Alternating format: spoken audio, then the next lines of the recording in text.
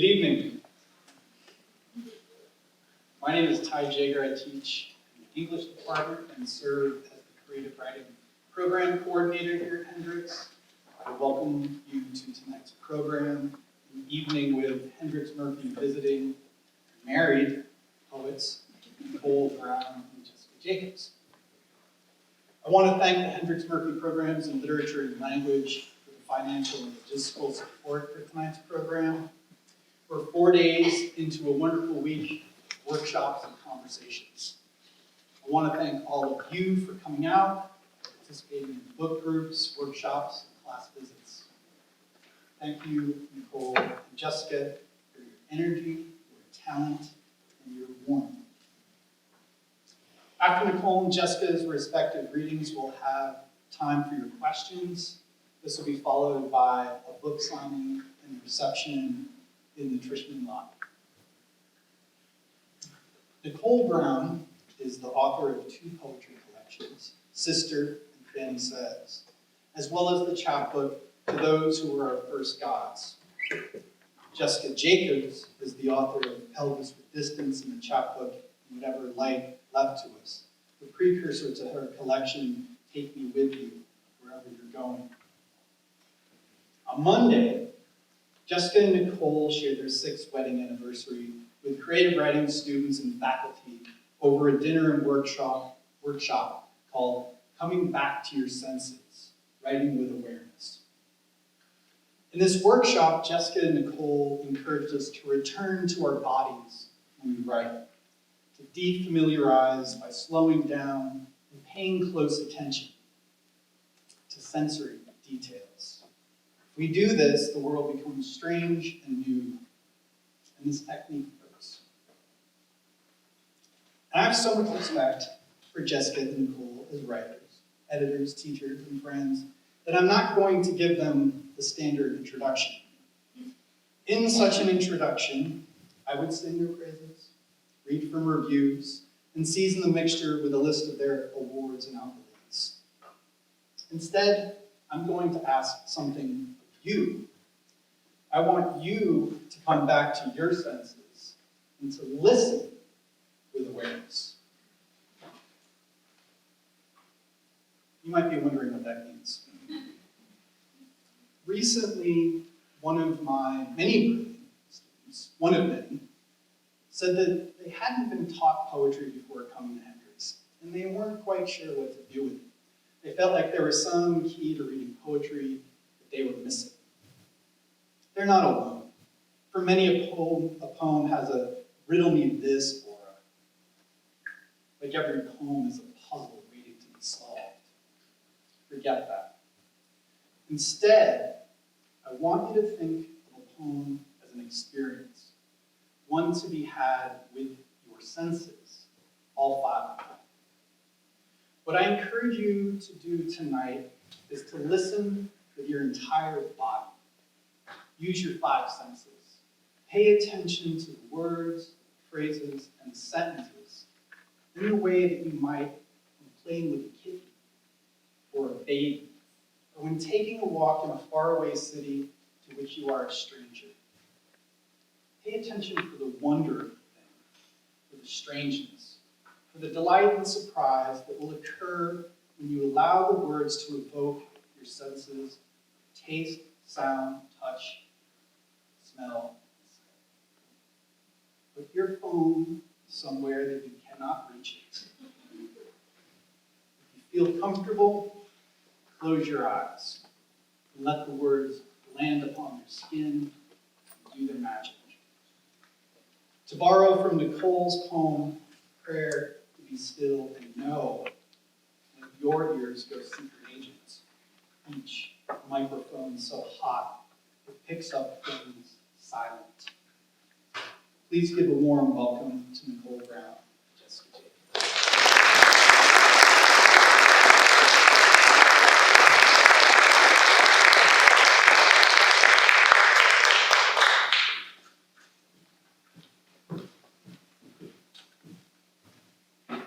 Hey, y'all.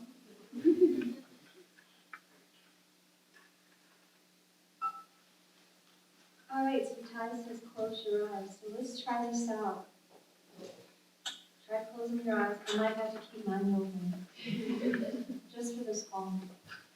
Try this out with your ears. Prayer to be still and know.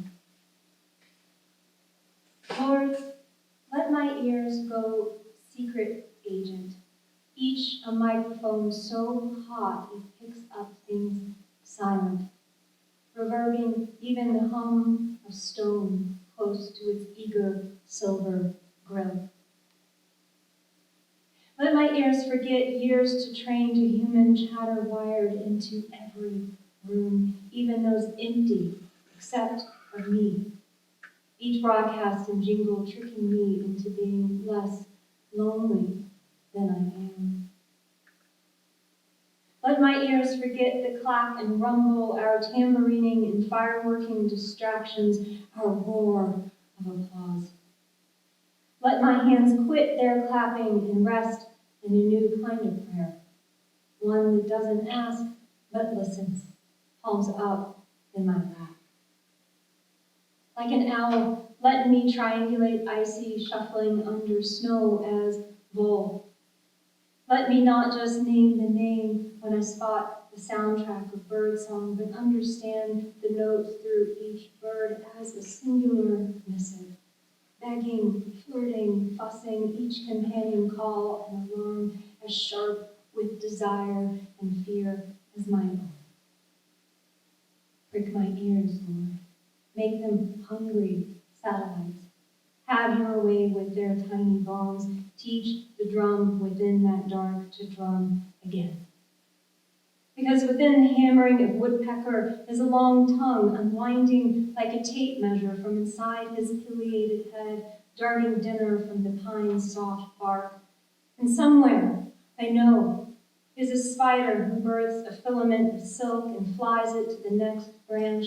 Somewhere, the fiddlehead unstrings its violin into the miracle of fern.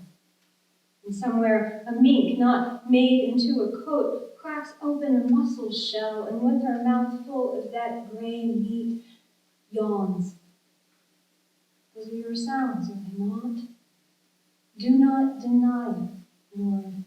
Do not deny me. I do not know those songs. Nor do I know the hush the dandelion's face makes when it closes, surrenders, then goes to sleep. No, I only know the sound my own breath makes as I wish and blow that perfect glow away. I only know the small, satisfactory popping of roots when I call it weed and yank it from the yard. There is a language of all you created. Hear me, please. I just want to be still enough to hear. Right here, Lord, I want to be.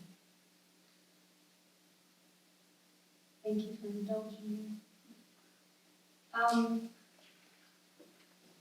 wrote that poem in collaboration with my dog. We took a walk in the woods, and I generally have all my little maps and my devices and my plans. And I said, Solace, you lead the way. And she found all kinds of great stuff. And she was very distractible. She's also very lazy, which means that she lays down on the trail on a regular basis. And so I just sat and listened.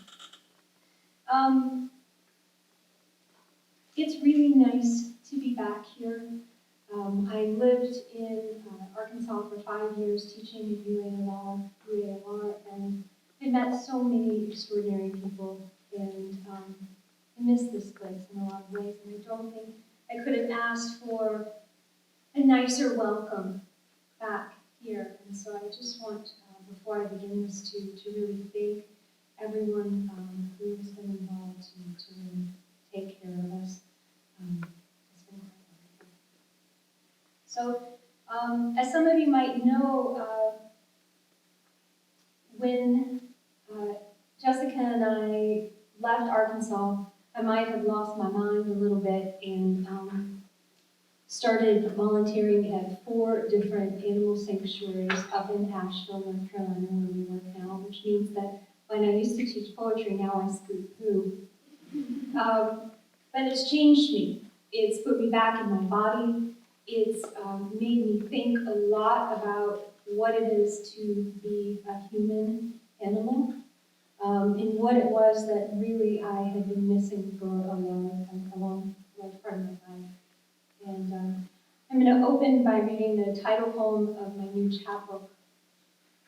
It's called "To Those Who Were Our First Gods, an Offering."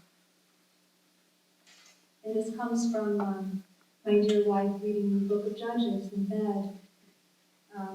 She'll explain that later, I guess. So this is addressed to Samson. It's in 4 parts. To those who are first gods. 1. Samson, I admit it. I flirted with you in Sunday school. Crayon tan your He-Man pecs, picked the boxes best to dye bright your Pantene perfect waves. But even then, I didn't touch those kamikaze columns, left blank those 2 stone pillars snapped with your sledgehammer fist to crush a whole damn crowd. Yes, even then, I was a real red-letter girl, timid in the back pew, hiding behind the blue cloak of the only one I ever felt safe enough to pray to. Hail Mary, keep me from Judges and every other book in the OT, gut-piled and slick as a slaughterhouse floor. Dear Mary, Mother of, save me from those men like him who slit the throats of lambs, then struck a pyre to burn the poor beasts, calling what they've done a sacrifice.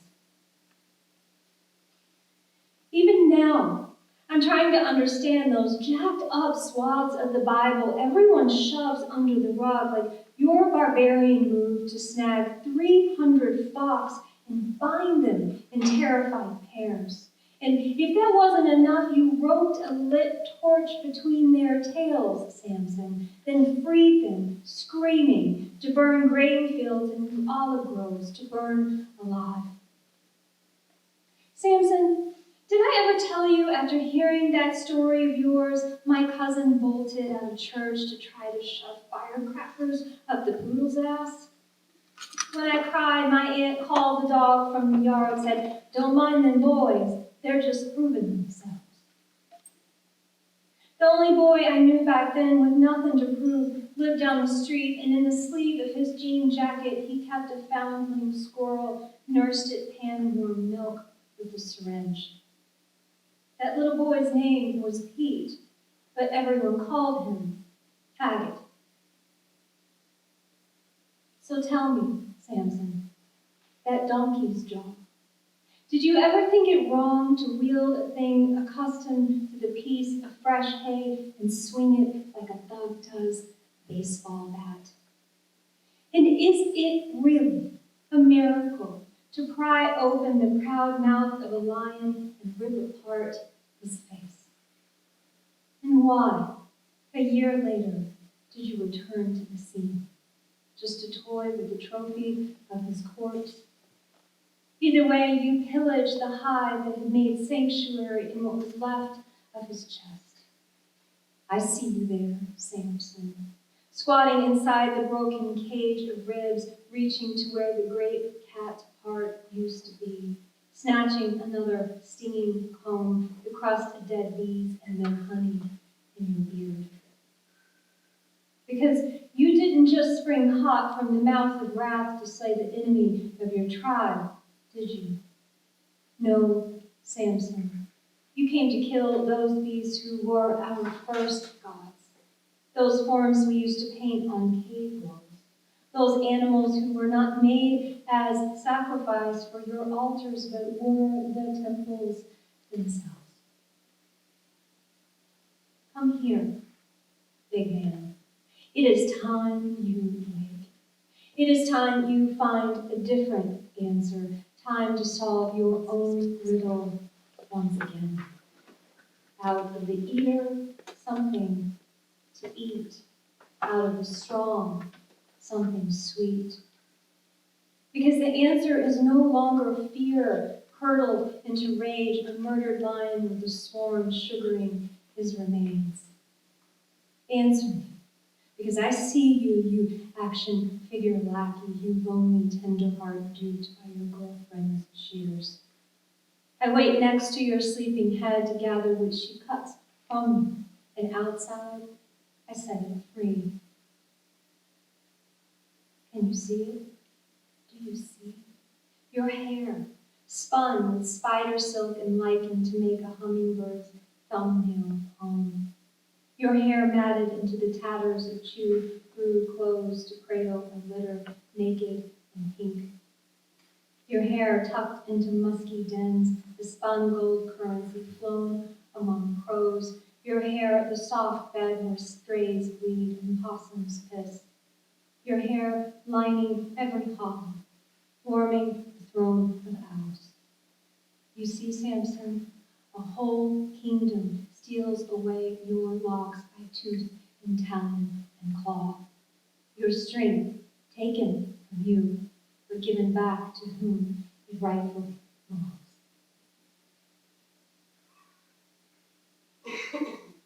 Are y'all gonna be quiet? But asking, you have to ask everybody to close their eyes. And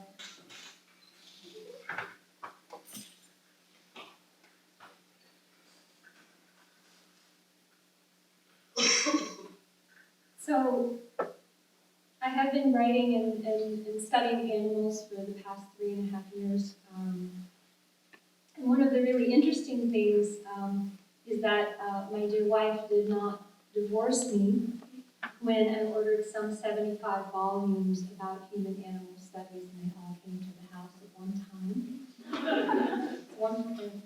And what was great about that set is that there were these little individual books all on different creatures. And I've been going through them: giraffe, rhino, leopard, you just name it. They've been absolutely amazing. And the one that I put off just because I thought it would be too riveting was the one about the snail.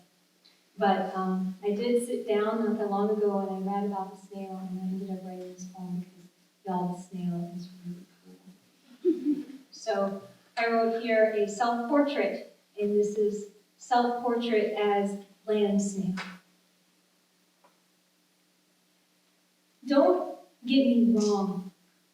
I'm a modest girl. Couldn't even strip off at one of those nudie hot springs out west. The whole place a flotsam of much nursed areolas and buoyant scrotums, while I sat prim as Gidget, legs crossed and awkwardly smiling on the shore.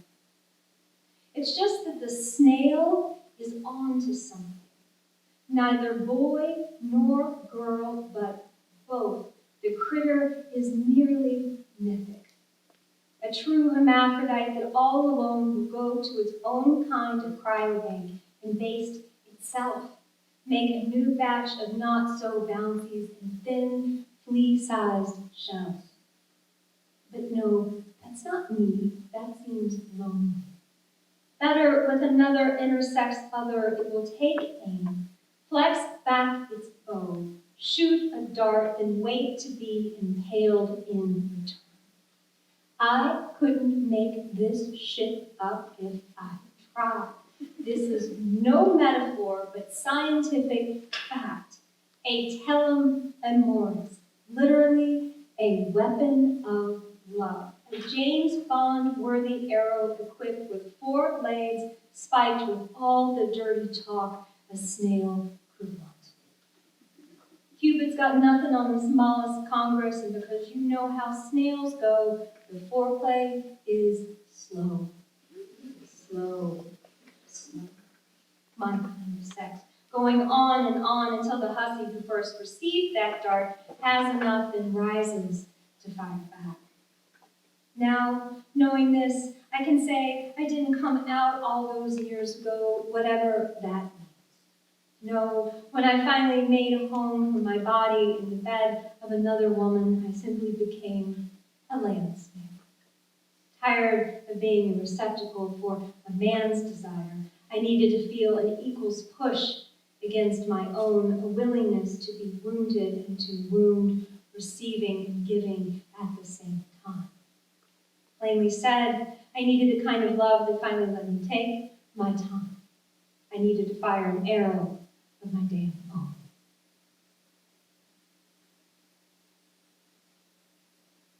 So I was on the phone with my mama a few weeks ago, and I'm from Kentucky. And she's still there, and this is the beginning of October. And she said, baby, it's 100 degrees today. 100 degrees. And I said, I know there's some stuff going on right now. And she said, you know, I was sitting on my porch, and I was listening, I was having my coffee like I always do, and I couldn't hear anything. And I said, what do you mean? And she said, there were no birds. Where'd all the birds go? And the first poem I read to you, that poem about listening, that's one of my biggest fears now that I've started this research and really started to pay attention, is the thought that I would step out of the house one day and hear nothing. And of course, a lot of people call this era the Anthropocene, which is just, of course, the era in which humans have their hand in just about everything. But I often think of what E.O. Wilson calls the age of loneliness. And I think that's applicable not only to humans in a world without animals, right? Without all of our fellow creatures, but also the loneliness between us. And this is another prayer here. This is called a prayer to talk to animals. Lord, I ain't asking to be the beastmaster, Jim ripped in a jungle loincloth, or a Dr. Doolittle, or even the expensive vet down the street. That stethoscoped redhead, her diamond ring big as a Cracker Jack toy.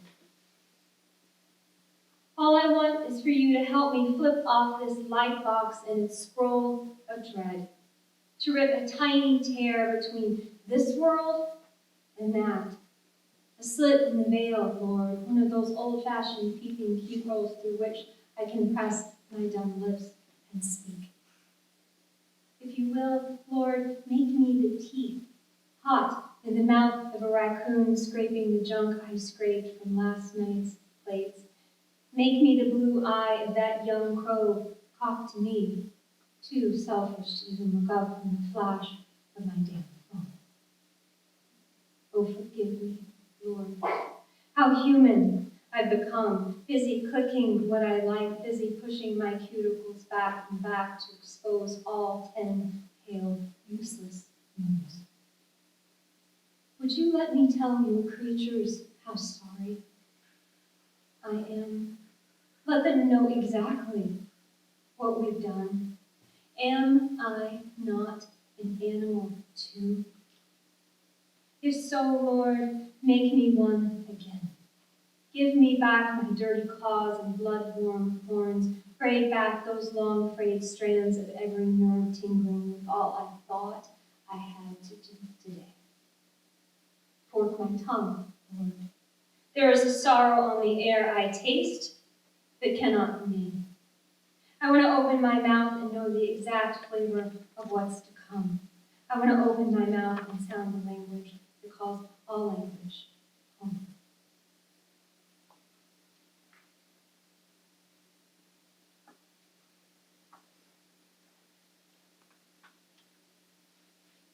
And I'm going to end with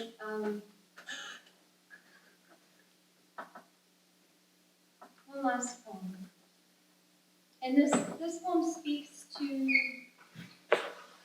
a time when I was in high school, back in the 90s. And it was funny when I wrote this because I really thought that once I started to write about animals, I would lay aside much of the autobiographical material of my life.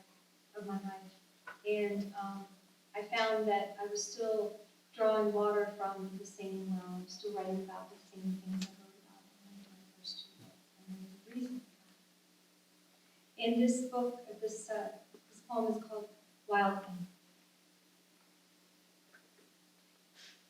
What I knew then was plastic packages of ramen. Instant. 4 for $1. Because with 4 eggs to match, I'd have myself 4 dinners, provided provided I could keep the gas on for the month and get that old stove lit with a match. I also knew what went at the store for $1. Pinto beans and sliced white, popcorn, carrots, peas, even juice, long as it was orange, concentrated and frozen in a can.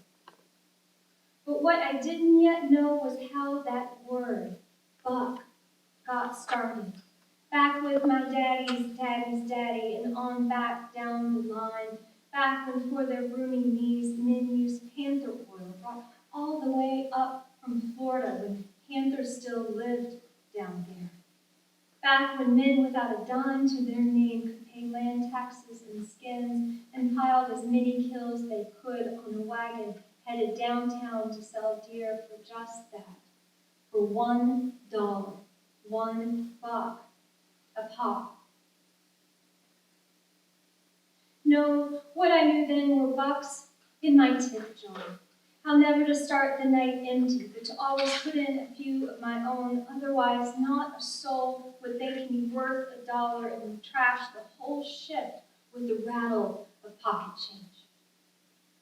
And though I couldn't have said when deer season hit, no one had to tell me about the weather it brought.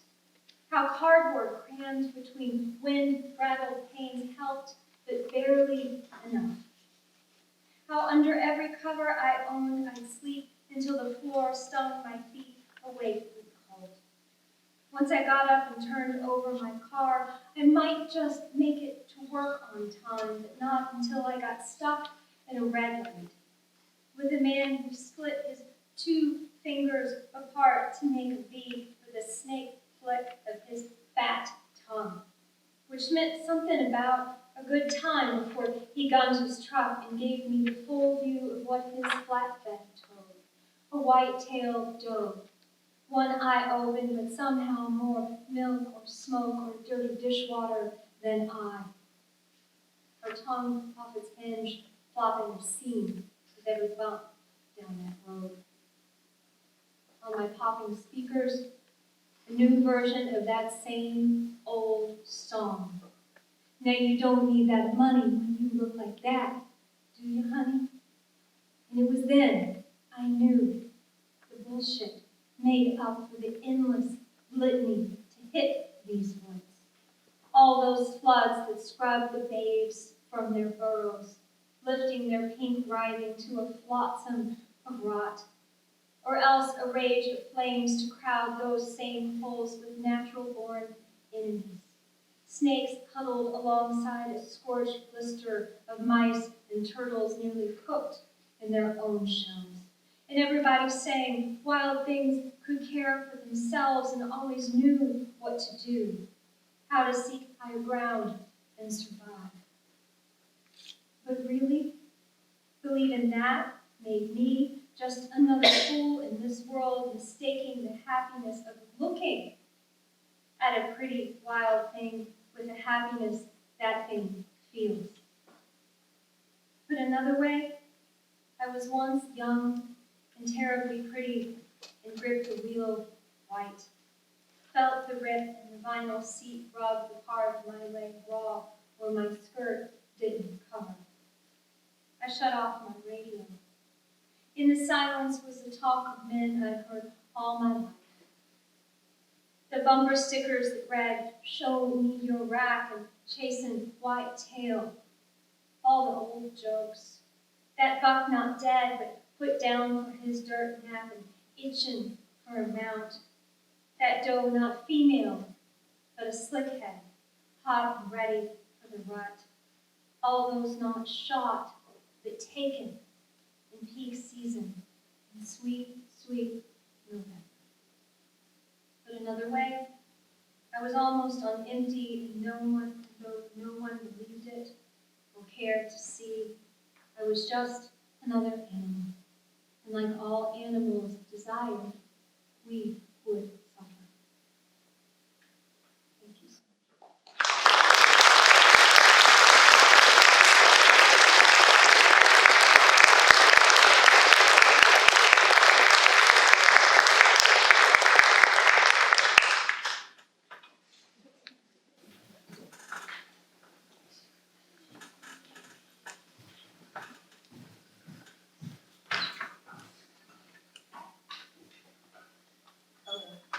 How are y'all doing?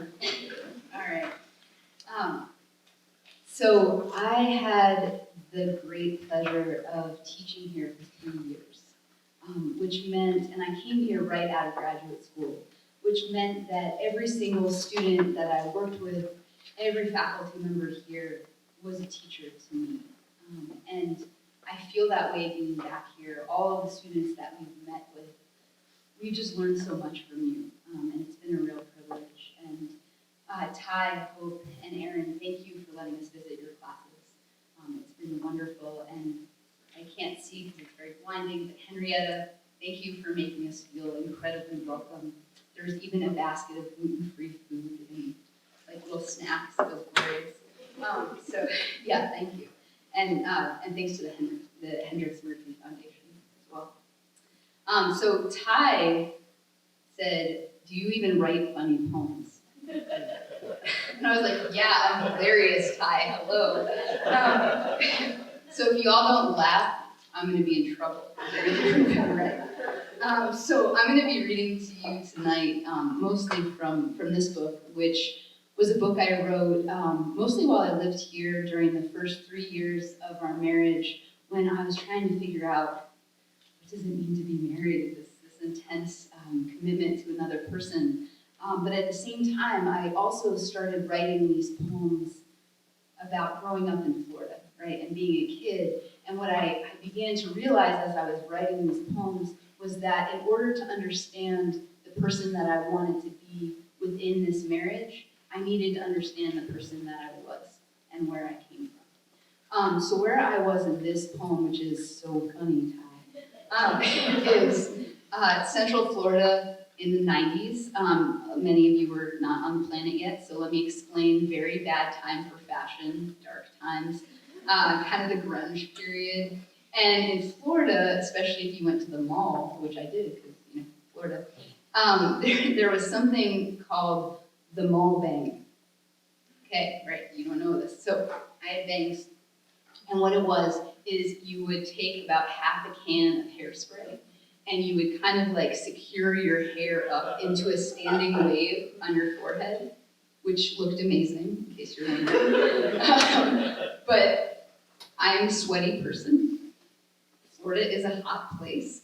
And so what this meant was, by the end of the day, this beautiful standing wave would collapse into this like shellacked clump that was like a forehead toupee.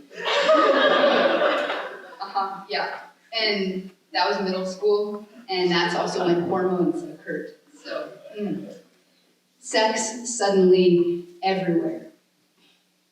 In shop class, that redhead with the jumpsuit zippered from throat to crotch, trilling, "Boys, don't touch my zipper," until they trailed her like goslings, transfixed by the shiny metal pole.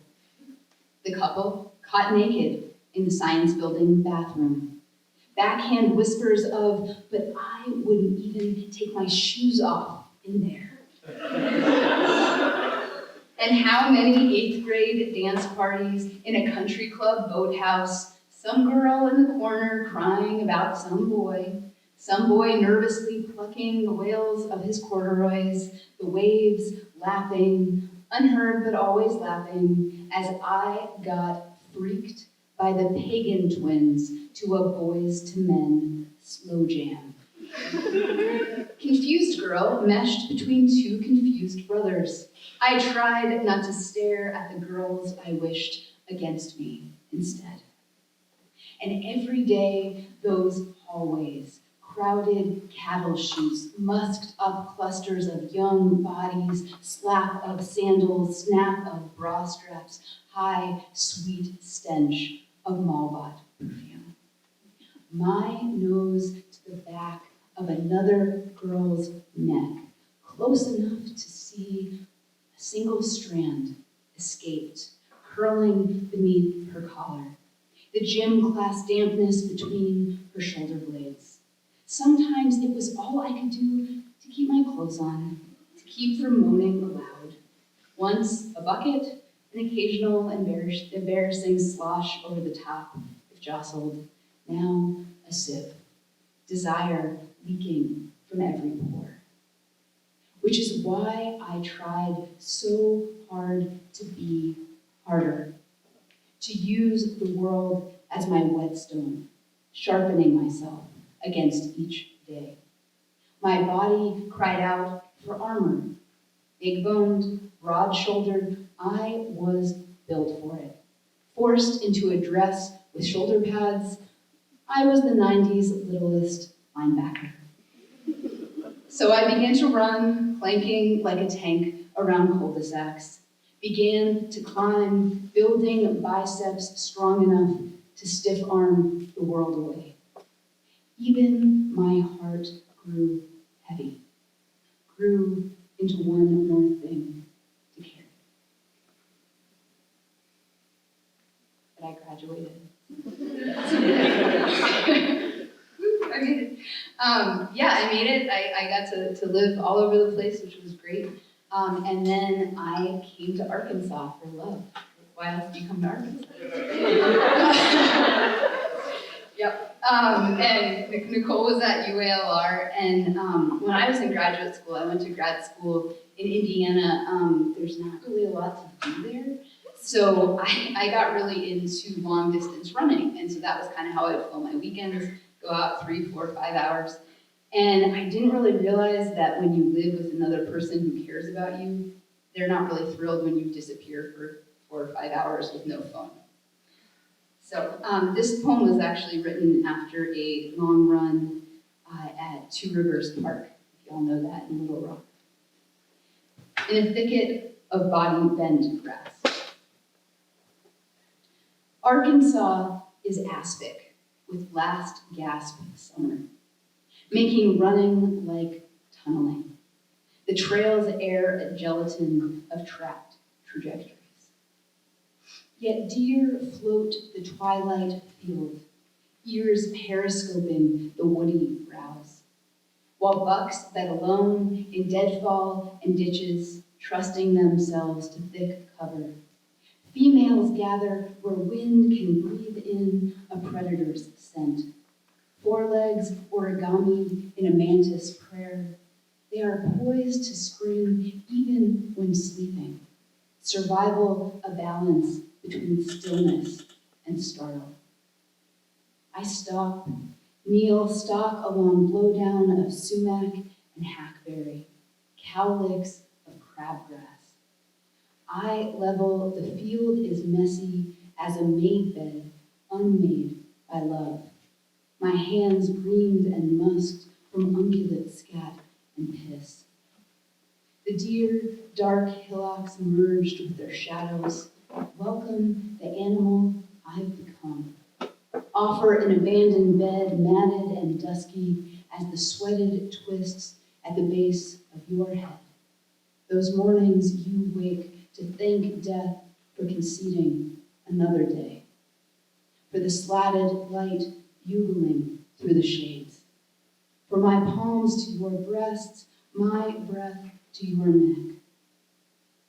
Here though, tonight, creature in another creature's bed, I am taking just a moment to be an animal alone in my own head. All while you, I know, are home, trying not to look for me again, out a window grown so dark it just reflects. Forgive me. I'd grown so used to being lonely.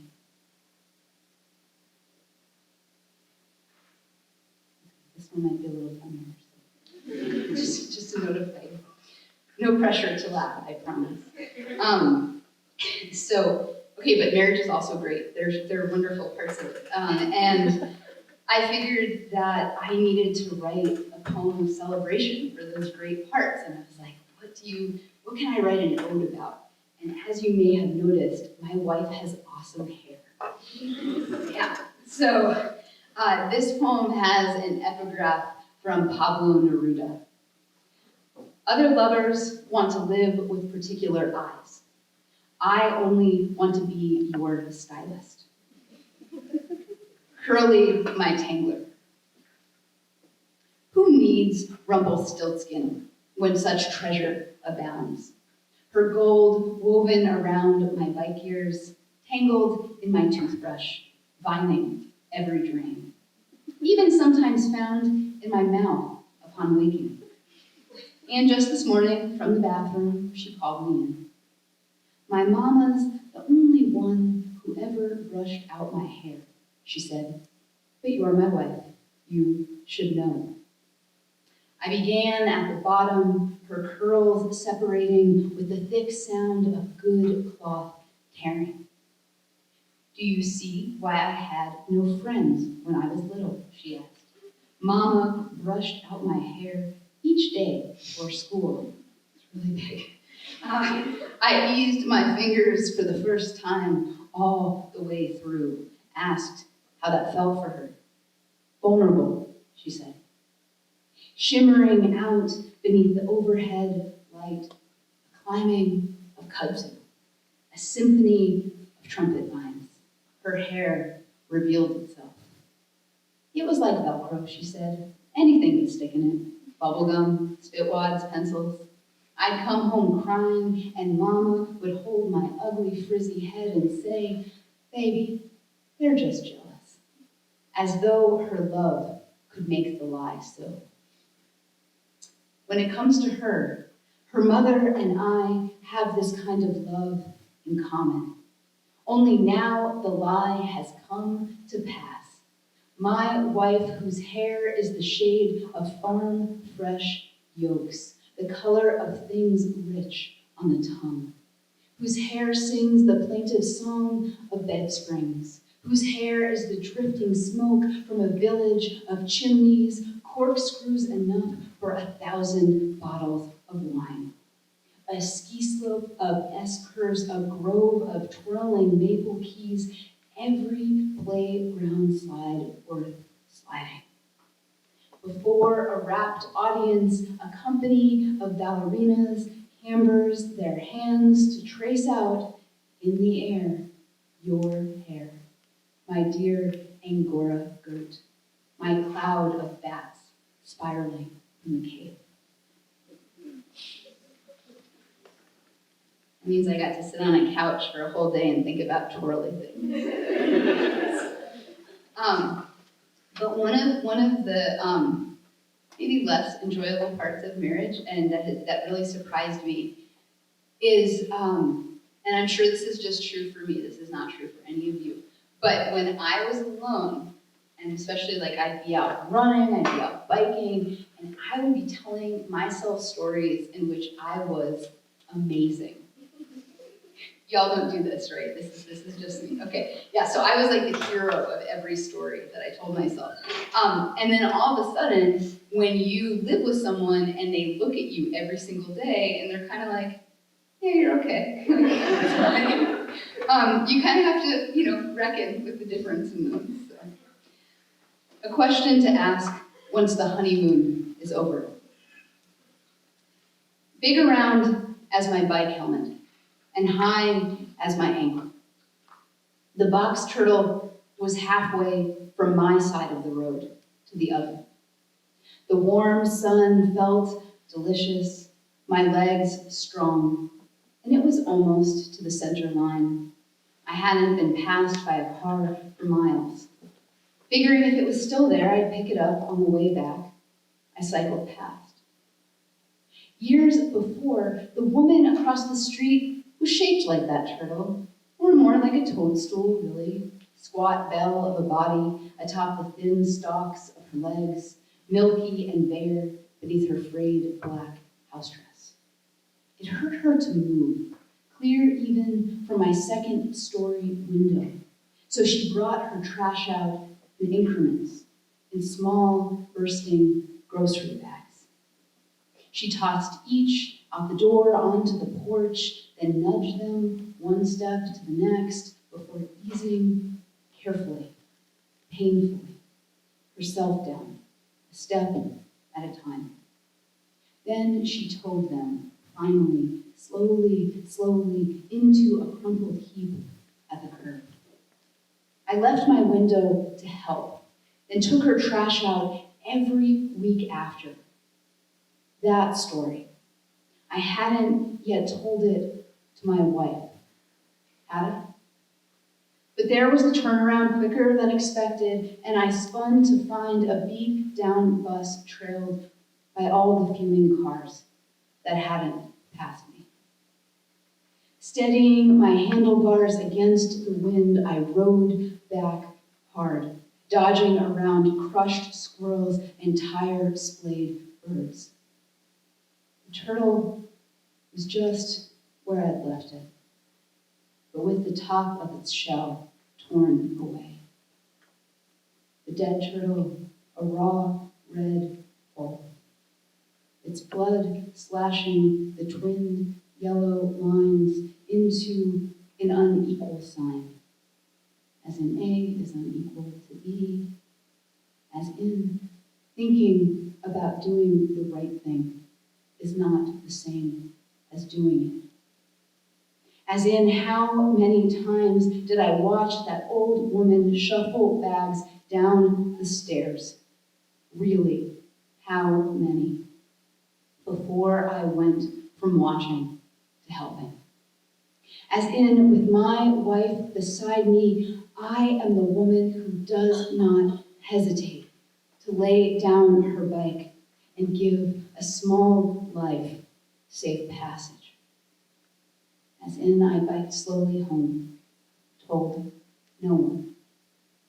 As in, will she love me less when she learns I am not equal to the person I am when she is watching?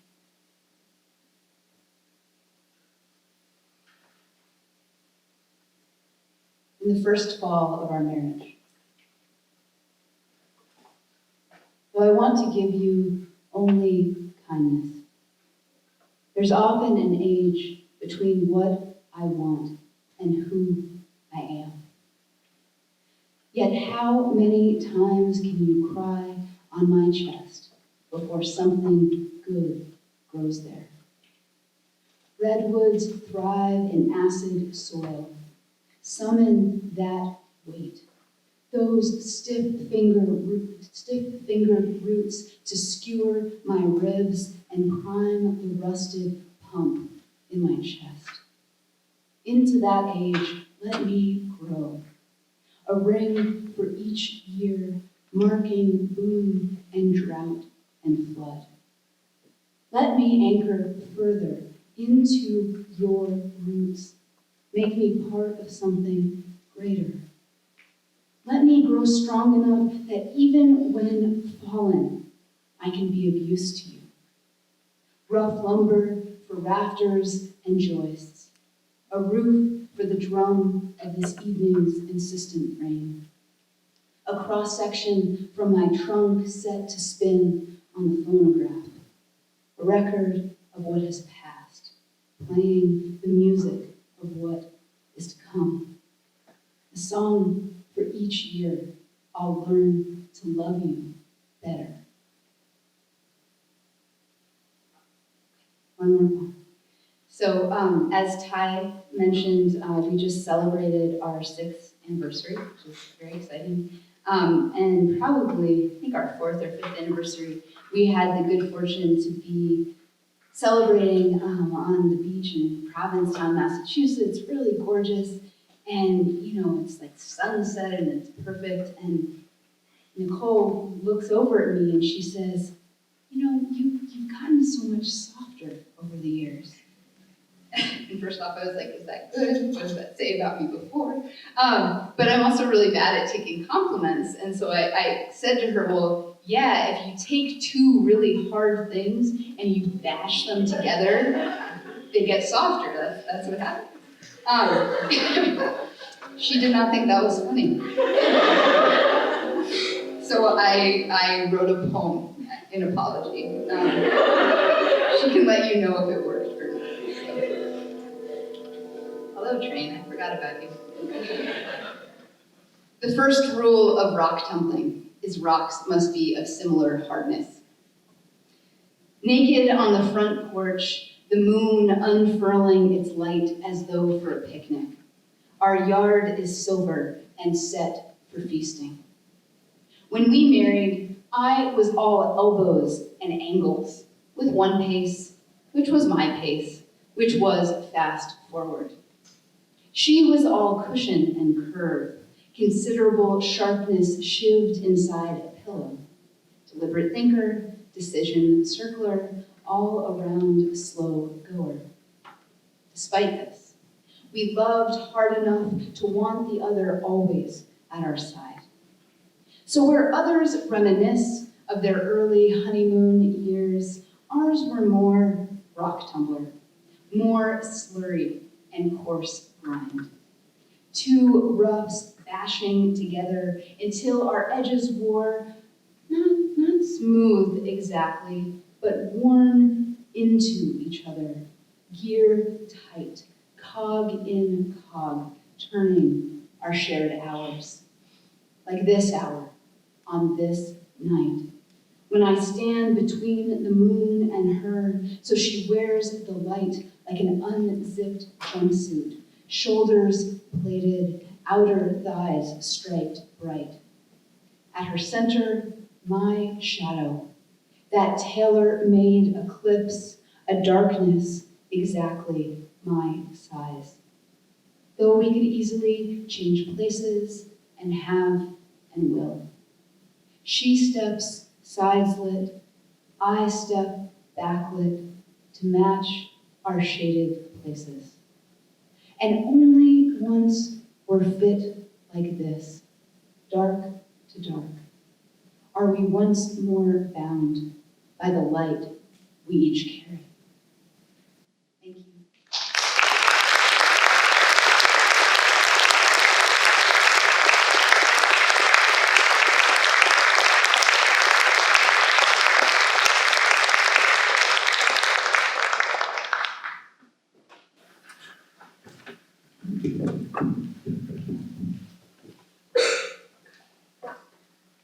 So we have a few minutes for questions. If you raise your hand, I will deliver this mic to you.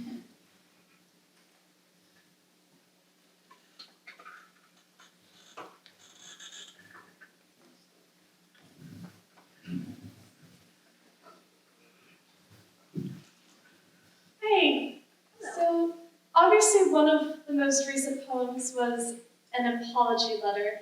Do you find that you, both being poets, converse often in, written form? I always write a poem anytime I make out a grocery list. It's true. Every single we actually one of my students here. We were on his radio show. What's the name of the radio station here? Yes, thank you. Okay, so we were on his radio show, and he was like, "Do you all just read poems to each other all day?" And we're like, "And watch Netflix." Like this.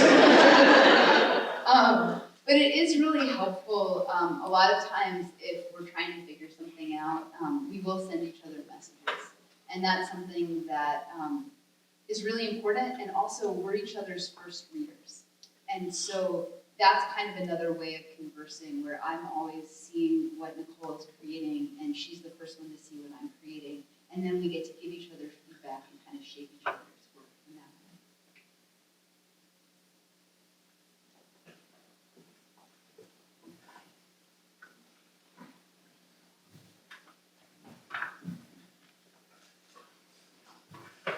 Hello. Hello. I have Jessica Jacobs' book, In Whatever Light Left to Us. And my friend JC here brought one of Nicole's books with her sister. And something that we both noticed when we were sitting here is that there's like a print of a leaf, and it's in both of them. And we were wondering, is that something that was like just from the publisher, or was that an intentional thing? Because we thought it was pretty neat. I feel bad. I tell you, they're both published by Sibling Rivalry Press. So that's their little insignia. And you all should check them out. They're a local press that's run out of Little Rock, and a number of 100 students have actually interned there. Oh, do you want to make up a good story? No, it is a fantastic press, and for those of you who are writers who are interested in working in publishing, as an intern, getting experience doing proofing work, editorial work, publicity, reach out to them. It's run by Seth Pennington and Brian Gilbert, and they're absolutely fantastic. But I'll make up a story for later. I suppose you could call it a poetic witness.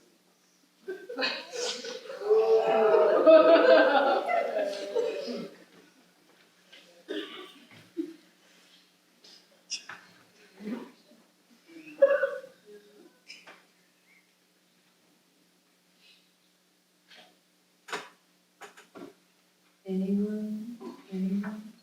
I got a question. So I really liked the snail poem that you did, and I found it really interesting. Like about 75 volumes about all sorts of different animals, and I kind of got the impression that this was like something very new that you dove into. Have there been like more scientific or artistic things in the past that you would say have inspired like phases or topics that you would like to explore in poetry? So my first books were always, everything was drawn from my life. So Sister, which is the book that Sibling Rivalry reissued last year, largely chronicled my childhood. It explores childhood sexual abuse.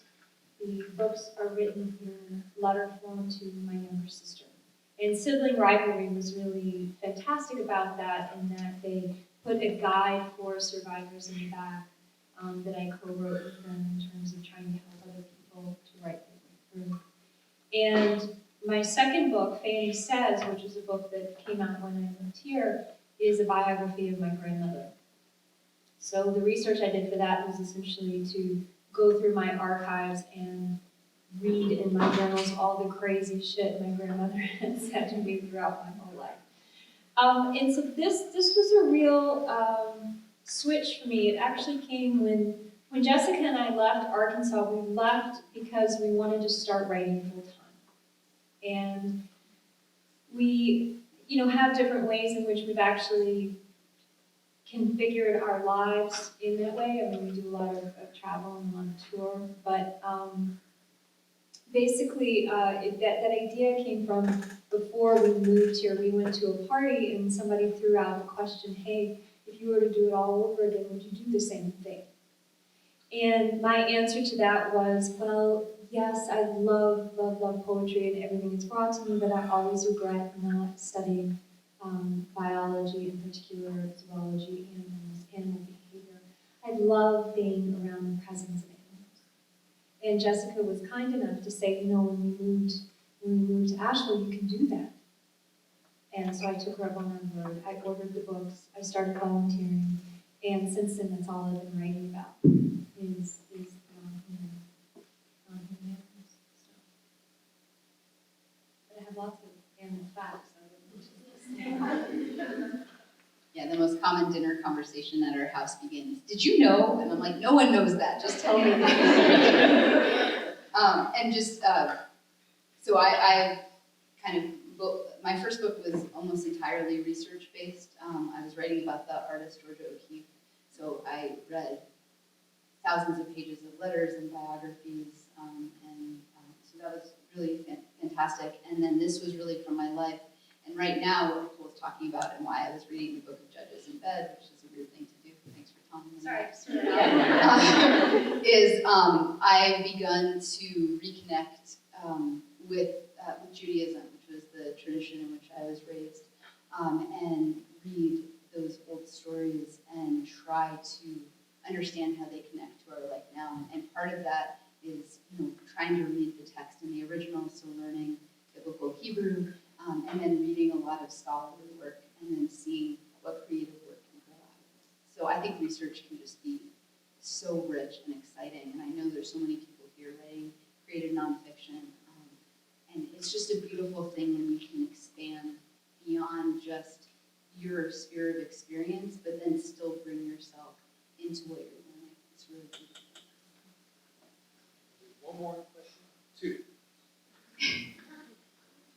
3. Hi. Hi, Jessica. Hey. Okay, sorry. So I was in a reading group where we went to those who our first God and whatever light left us. And we were talking about the covers. We had a pretty significant discussion about the covers. And I was kind of wondering if you had any intention behind your choices or decisions you made. The cover art, you mean? Yes.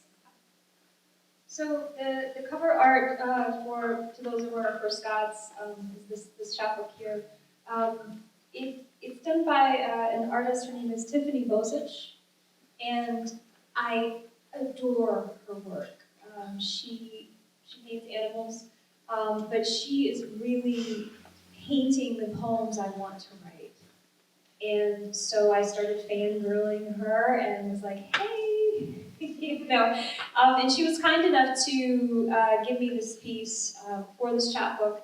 And then Sibling Rivalry is actually publishing a second chapbook from this project in January. And Tiffany created the piece for that, which I was really, really excited about. It's an entire series about donkeys, and so she painted a donkey.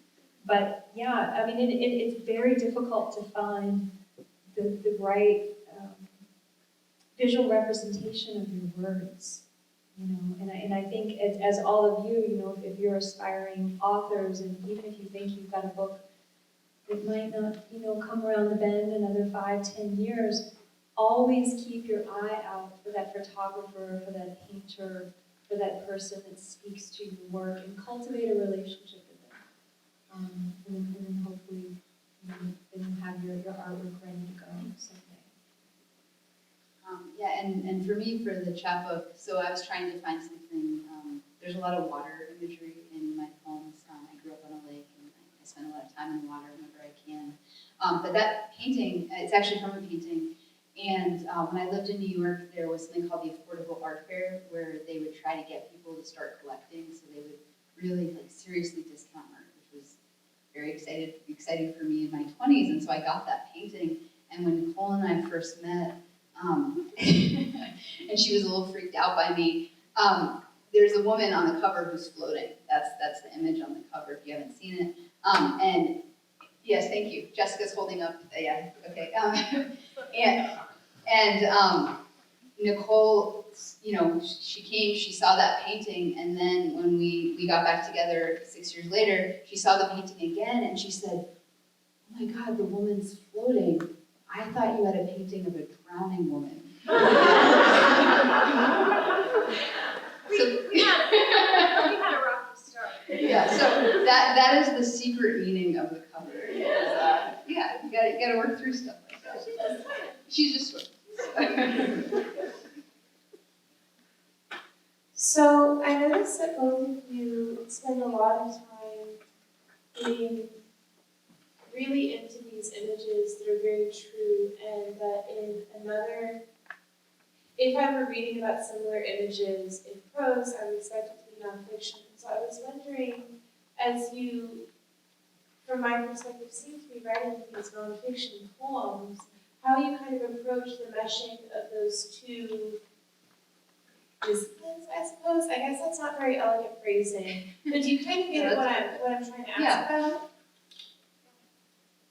So I think we both say this, that the boundaries between poetry and prose are slim to non-existent a lot of times. I mean, I think that the prose writers that I love best are kind of just writing like book-length poems.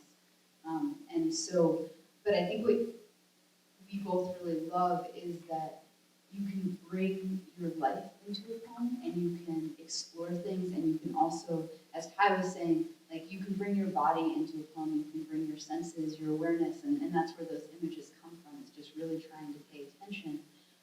But unlike, an essay or fiction, like a story, where you have so much to manage, a poem can get really small, right? Like a poem can really let you focus in on something and sit with it for a long time. And you can do that in an essay, but the pacing is a little bit harder. I would agree with all of that. And just to be clear, everything I have ever written is from my life. It's just the kind of writer I am. There are other kinds of poets out there. Grace Paley said that good writing was about scrubbing all the lies out, and then really stuck with me. The way that I grew up, there were a lot of things that were unsaid. There were a lot of things that were missaid. And a part of my survival as a writer when I was young was finding my voice and speaking my truth. And so it's always been a part of what has brought me to the page. And yes, I think what Jessica is saying, the scope of a poem is really interesting in that even if you have an event in your life that is shattered and all you have are fragments, or you have something that you have no explanation for, that you come to the page with far more questions than you do answers, that's perfectly acceptable, if not preferable in some kinds of poems. You know, and so for me, the form of a poem, that white space, has always given me room to breathe. And so I didn't have to explain myself, I didn't have to stitch things together, I didn't have to make sure that things made perfect sense. But the truth of it, that nonfiction part of it, is absolutely true. This is the last question. Hi. Nickole, what is your favorite animal fun fact? My favorite animal? Fun fact about an animal. That is a dangerous question. Oh my, oh, no. Why are horns worn? And why? Okay, so that's a cool fact. Oh, what? Okay, we didn't hear that. Oh, horns, like if you touch the horn of a sheep or a goat, they're warm because they're blood filled. Versus deer, which some of their horns fall off. Let's talk about it. You have a whole book about them. Yeah, I do have a whole book about donkey